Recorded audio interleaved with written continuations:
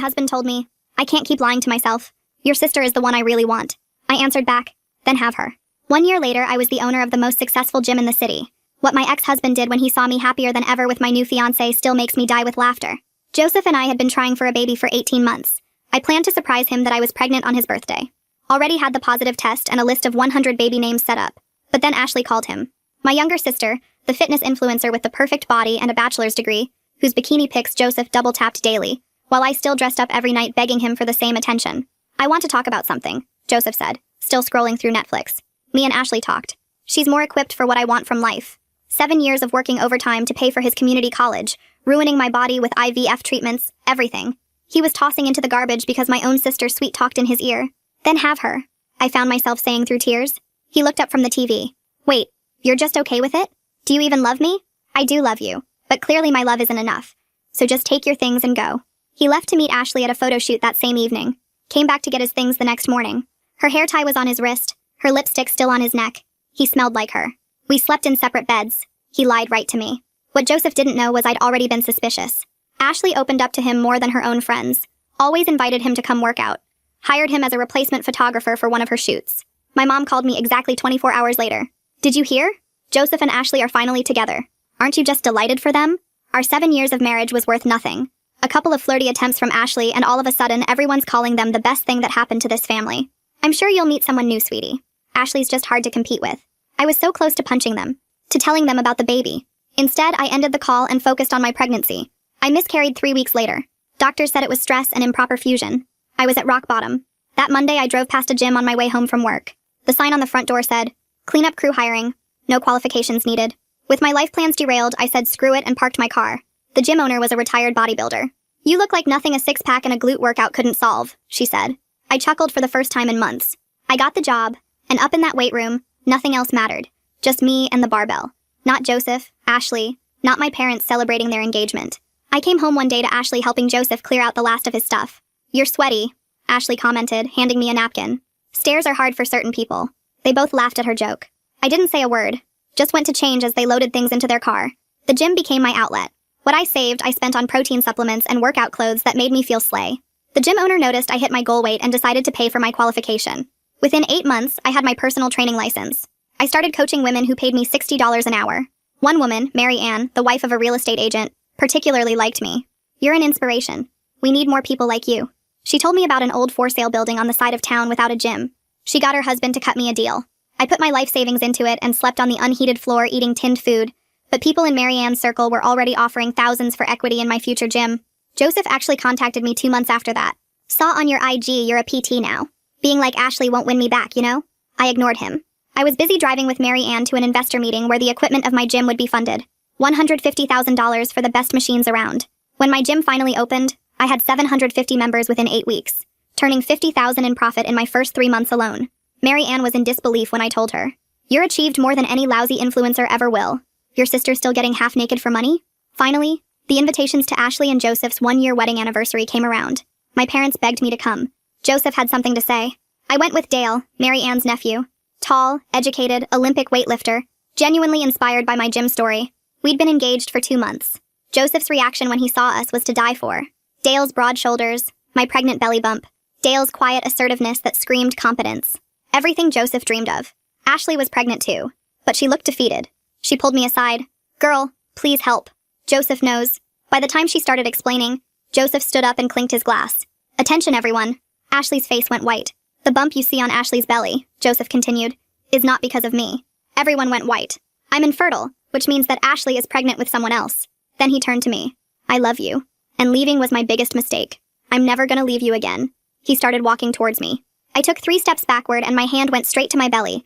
That protective thing pregnant women do without thinking about it. Dale moved forward just a bit. Not aggressive, but definitely there. And Joseph stopped dead in his tracks when he saw my bump properly for the first time. His whole face changed. Went from desperate to confused, to something else I couldn't read. Dale's hand found mine and gave it this small squeeze, reminding me of what we'd talked about in the car, how we wouldn't let my heart rate spike no matter what happened tonight. I started doing those breathing exercises from prenatal yoga class, counting 4 in and 6 out, and right then, I felt the baby move, this little flutter that helped me stay calm. Joseph reached his hand out toward me like he wanted to touch my belly, or maybe just touch me, and started saying something about needing to talk alone. About us. about our future. The whole room was watching this disaster happen, and I could see at least 3 people holding up their phones recording everything. I kept my voice steady and told him any communication would need to be through text or email only and only in public spaces with other people around. His face crumpled like I'd slapped him, but I wasn't about to risk my baby's health for his breakdown. Dale and I turned toward the exit and started walking, keeping our pace normal even though every muscle in my body wanted to run. Ashley was standing near the door with mascara running down her face, trying to catch my eye, but I looked straight ahead and focused on getting to the car. My breathing stayed steady even with all the chaos behind us. People whispering and gasping and probably posting everything online already. We got to Dale's truck and he helped me up into the passenger seat, making sure my seatbelt was positioned right under my bump before walking around to the driver's side. The drive home was quiet, except for the radio playing some old rock station Dale liked, neither of us talking about what just happened. Once we got home, I grabbed my laptop and started typing everything out while it was still fresh, making a timeline of who said what and when, documenting everything in case we needed it later. Dale made chamomile tea without me asking, bringing it over in my favorite mug, the one with the gym's logo on it. He kept things light, talking about tomorrow's schedule at the gym, which trainers were covering which classes, normal stuff that had nothing to do with the disaster we'd just witnessed. I went to bed early but couldn't sleep much, kept thinking about everything that happened and what might come next. First thing in the morning, I called my OB's office and explained what happened at the party, how stressful it had been. The receptionist got me in with the doctor that same afternoon, and she checked everything, said the baby looked fine, but gave me a list of warning signs to watch for. She also suggested I might want to limit stressful situations for the next few weeks, which almost made me laugh considering my whole family was a stressful situation. I drove to the gym after the appointment and could tell immediately that everyone already knew what happened. Members were huddled in little groups near the water fountain, and the front desk staff looked up at me with these worried faces. I called a quick staff meeting in the break room and told everyone we needed to handle any questions professionally, that our members came here to work out, not to gossip. My team nodded, and I could see they had my back, which made me feel better than I had in days. I was going over membership numbers in my office when my phone rang, and Mom's name popped up on the screen. She started right in about how I should hear Joseph out for the family's sake, how this was all a misunderstanding that could be fixed if I just tried. I told her calmly that I had to go and hung up, not letting her guilt trip work on me anymore. That evening after the gym closed, I sat at my desk and typed out a text to Joseph, keeping it simple and clear. I told him I would only discuss necessary legal matters from our divorce, nothing personal, and that all communication needed to be in writing. I hit send and immediately went to his profile to block him on all social media platforms. My phone buzzed with what was probably his response, but I didn't look. Just turned it face down and went to find Dale, who was cleaning up the weight room. He looked up when I walked in and didn't say anything, just opened his arms so I could lean against him for a minute. Tomorrow would bring more drama, more calls, more people trying to convince me to do something I didn't want to do. But tonight I had my gym, my business that I'd built from nothing, and Dale, who understood that sometimes the best support was just being there without trying to fix everything. The next morning, Dale called his buddy who worked at a financial planning firm and got us an appointment for that afternoon. We sat in the office going through every single account I had, making sure Joseph's name wasn't on anything from our marriage days. The advisor pulled up old bank records and found 2 joint accounts I'd forgotten about from years ago, one with $12 in it and another with $43. We closed them both right there and opened new ones with just my name, then went through my business accounts line by line. Dale took notes while the advisor listed every possible way Joseph could try to claim part of my gym, writing down dates and amounts and creating a paper trail showing everything was funded after our separation. My phone buzzed while we were signing papers, and Ashley's name popped up on Instagram with a message request. She wanted to talk woman to woman about everything that happened at the party. I took a screenshot of the message for my records but didn't open it, just tucked my phone away and focused on the financial documents. That afternoon, I went back to the gym and pulled up our class schedule on my computer. I added 3 extra prenatal yoga slots for myself each week and sent a message to my staff letting them know I might need coverage if the pregnancy made me tired. Within minutes, my team was responding with offers to cover any class I needed, reminding me they had my back no matter what. The next day, while I was checking our social media accounts, I noticed we were getting tagged in tons of posts. Ashley had posted some vague story about betrayal and heartbreak with a black and white photo of her looking sad. Her followers were going crazy trying to figure out what happened, and somehow my gym kept getting mentioned in the comments. Our follower count jumped by 200 in just a few hours, which was weird, but I wasn't complaining about free advertising. I called Myrtle, who came to the gym that afternoon with her laptop. She sat in my office typing up a statement that said basically nothing but sounded professional, something about focusing on health and wellness during this time and respecting everyone's privacy. She posted it on all our accounts, and the speculation died down pretty quick after that. Joseph texted me that night saying he needed to meet urgently to fix our family. I copied the boundary message I'd sent him before about only discussing legal matters in writing, and sent it again without adding anything else. A few days passed, and I kept thinking about Ashley's message. I finally opened it and typed back that I'd only meet if she was getting a paternity test, and we had a professional mediator there. She wrote back yes immediately, which caught me off guard. I spent the next morning researching family therapists who did mediation work, and found one with good reviews who could see us the following week. I sent both Ashley and Joseph separate emails with the appointment details and the rules, Everything had to stay factual, no blame games, everyone gets equal time to talk. At our weekly staff meeting, I brought up the situation without going into details. We worked together to write scripts for anyone who asked questions about the drama, basically telling them we were here to focus on fitness, not gossip. My team also helped me set up keyword filters on our social media to hide any nasty comments that might come through. We were wrapping up the meeting when I got home and found a thick envelope in my mailbox. The return address was from some law firm I'd never heard of. My hands shook a little as I opened it and read through the legal language. Joseph's lawyer was suggesting he might have a claim to my gym as marital property, since we were still technically married when I started working at the first gym. My stomach dropped, but I forced myself to take a deep breath and switch into problem-solving mode instead of panicking. I grabbed my phone and started Googling forensic accountants in the area, scrolling through reviews until I found one with experience in divorce asset disputes. The guy's office was downtown, and when I called, his secretary said he could squeeze me in that afternoon if I brought all my business records. I spent the next 2 hours pulling together bank statements, incorporation papers, the lease agreement, everything that showed when I started at the gym and when I opened my own place. The accountant's name was Mr. Peterson, and he looked exactly like you'd expect, glasses and a calculator on his desk. He went through every single document, making copies and highlighting dates, asking me questions about inheritance money from my grandma that I'd used for the down payment. When he finished, he leaned back and told me Joseph's claim was basically garbage since everything happened after we separated, but having the paperwork organized would shut down any attempt fast. That night, Dale and I were making dinner when he brought up the mediation sessions that were probably coming. He stirred the pasta while telling me he'd been thinking about it, and didn't want to be in the actual meeting since it might make things more tense with Joseph. He'd wait outside in the lobby or the car, ready if I needed him, but he thought keeping some distance would help things stay professional. I appreciated him thinking it through like that instead of trying to play the protective boyfriend card.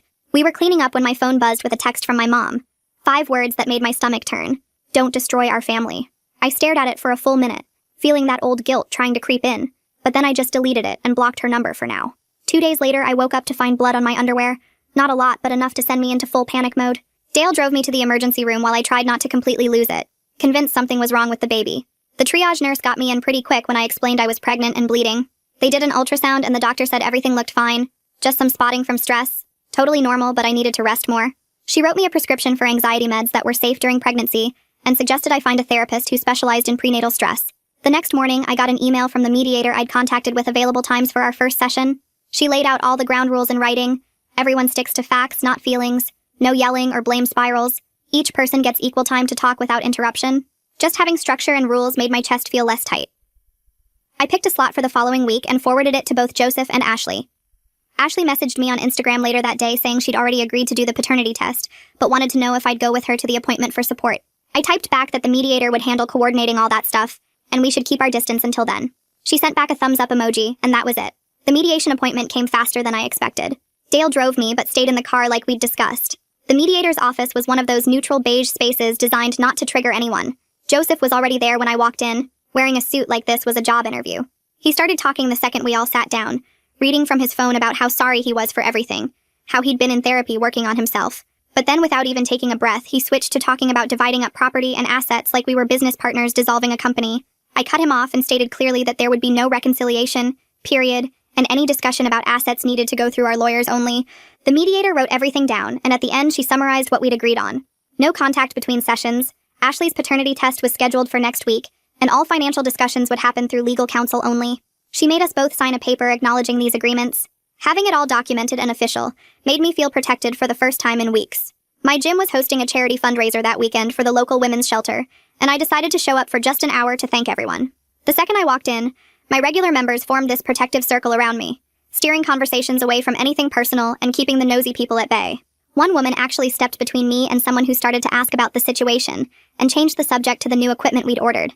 Their loyalty reminded me that I'd built something real here, something that had nothing to do with Joseph or Ashley or any of that drama. Monday morning, I was reviewing the fundraiser numbers when my phone rang with a number I didn't recognize.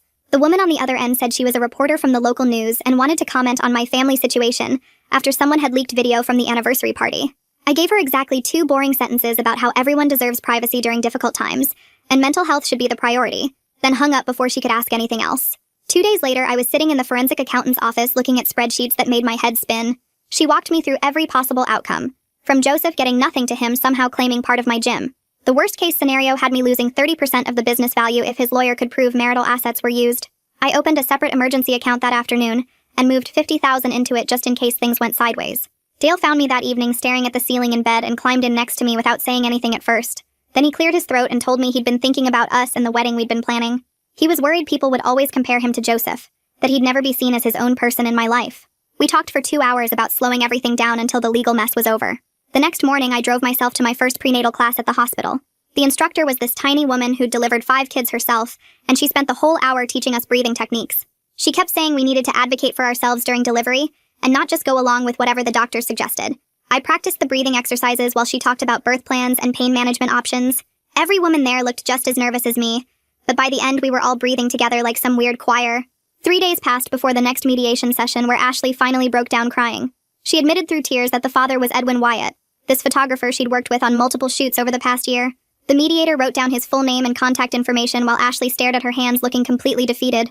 She said Edwin knew about the baby, but hadn't decided what he wanted to do yet. The mediator promised to reach out to him within the week to discuss paternity testing and potential co-parenting arrangements. I watched Ashley shrink into her chair as the reality of her situation hit her all over again. Later that week, the mediator called to update me that Edwin had agreed to cooperate with everything.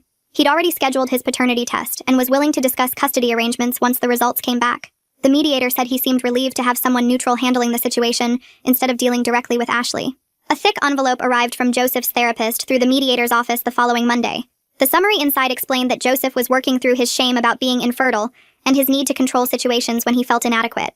Reading about his issues made me feel bad for him for exactly 3 seconds before I remembered everything he'd put me through. I filed the papers with all the other documentation and went back to focusing on my gym. That Friday, we all met at the mediator's office to sign a financial freeze agreement. The document prevented anyone from moving assets or making major financial decisions during the evaluation period. Joseph's hand shook as he signed his name, and Ashley wouldn't even look at him across the table. Having that legal protection in writing meant I could finally sleep through the night without worrying about Joseph draining accounts or hiding money. The following week, I organized a staff appreciation dinner at this Italian place near the gym. My 12 employees showed up ready to eat their weight in pasta, and we spent 3 hours talking about the business. I brought up the idea of capping our membership at 1,000 to maintain quality, instead of just growing endlessly. Every single person agreed that keeping things manageable was better than becoming some huge impersonal chain gym. We made plans for equipment upgrades and new classes, but all within our current space and member limits. Edwin met with the mediator 2 days after our dinner, and I heard about it through the grapevine. He'd requested confidentiality because of his photography contracts with major brands who wouldn't want scandal attached to their campaigns. Everyone agreed to keep things quiet, and he signed papers agreeing to the paternity test and future discussions about the baby. The mediator told me he seemed like a decent guy who was just caught up in a messy situation he hadn't expected. Joseph's lawyer sent over a settlement proposal the next week suggesting I pay Joseph $75,000 for his emotional investment in my success. My accountant laughed out loud when she read it and immediately drafted a response with documentation, showing every penny for the gym came from my inheritance and post-separation income. She attached bank statements, tax returns, and investment records that proved Joseph had zero claim to anything. The facts were completely on my side, and his lawyer knew it, but was obviously trying anyway. My phone buzzed with a text from Ashley 2 days later while I was reviewing membership contracts at the gym. She thanked me for pushing for mediation instead of letting this turn into a public court fight that would destroy her influence or income. I screenshot the message and forwarded it to my lawyer without responding. That afternoon, I drove to my OB appointment where we went through every detail of my birth plan. The doctor walked me through each step and made sure Dale's contact info was in the system as my primary support person. She gave me a folder with copies of everything and told me to keep one at home and one in the car just in case. Dale met me after the appointment and we sat in his truck going through the papers together. He programmed the hospital's direct line into his phone and made notes about which entrance to use for labor and delivery. 3 days later, we all showed up at the lab for Ashley's paternity test. Joseph went first, then Ashley, then Edwin, who drove up in a rental car looking uncomfortable but cooperative. The tech took cheek swabs from everyone, and the mediator logged all the sample numbers and told us results would take 2 weeks. I noticed the online gossip about our family drama had died down since nobody was posting anything dramatic anymore. My gym's social media went back to normal engagement instead of people fishing for scandal details.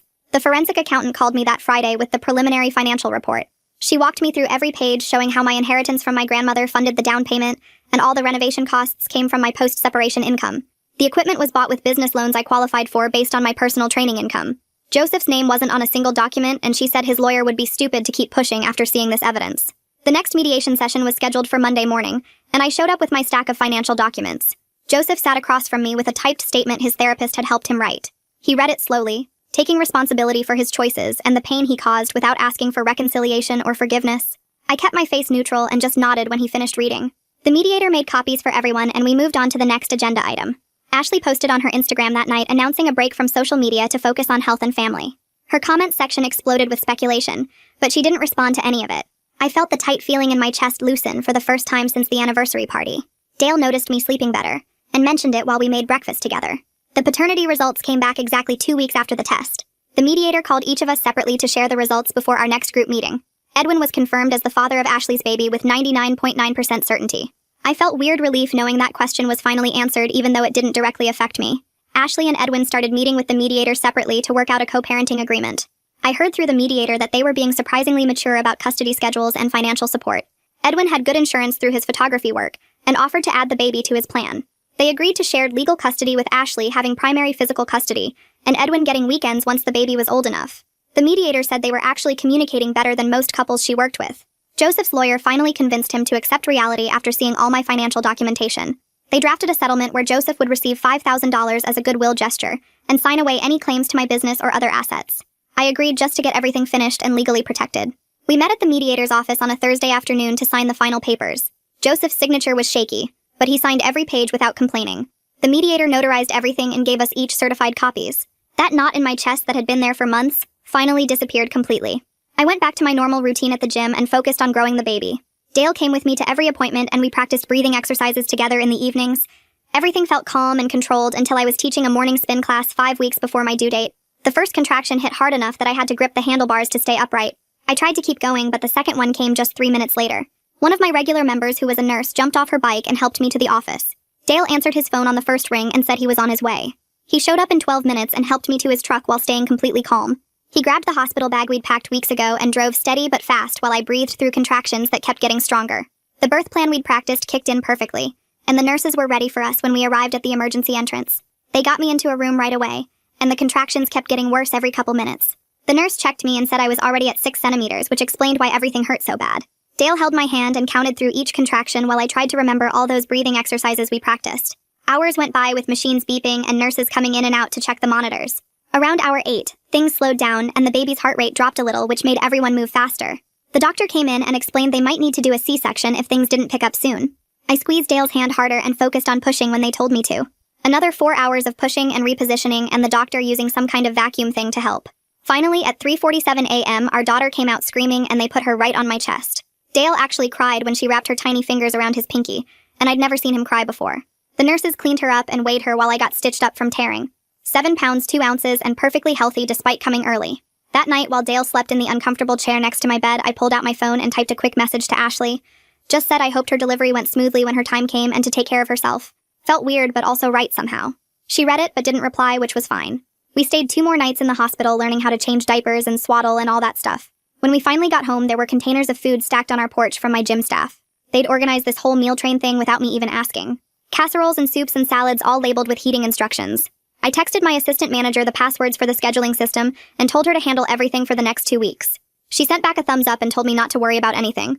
3 weeks later, we had to go to the final mediation session, which I really didn't want to do with a newborn, but it needed to happen. Dale stayed in the waiting room with the baby while I went in. Joseph looked different somehow. Calmer, maybe. He told the mediator about starting therapy twice a week and enrolling in some technical training program for HVAC certification. The divorce papers were all ready, and he signed everything without arguing. When it was done, I felt this weird lightness in my chest. 2 months after that, Ashley had her baby and sent me one photo of a tiny boy wrapped in a blue blanket. The message just said thanks for suggesting mediation instead of court battles. We weren't going to be friends or anything, but at least we weren't enemies. I started bringing the baby to the gym for the early morning members-only sessions, since there was a quiet room I could use for nursing. The business kept running smooth with my team handling most of the daily stuff while I checked in remotely. My parents called asking to visit, and I gave them clear rules. 2 hours max, no talking about Joseph or Ashley, just focus on meeting their granddaughter. They actually showed up on time and followed every rule, which surprised me. Mom held the baby and talked about her knitting projects while Dad took about 50 photos. When their 2 hours were up, they left without arguing. That weekend, Dale and I sat on the floor surrounded by baby clothes we'd gotten as gifts. He mentioned maybe we should think about getting married next year or whenever felt right. No rush, no pressure, just 2 people building something real together. We both knew we had time to figure it out. Appreciate you hanging out with me through all this. I've still got a ton of questions, but hey, that's just how my brain works. I'll see you around next time. If you made it to the end, drop a comment. I love reading all your comments.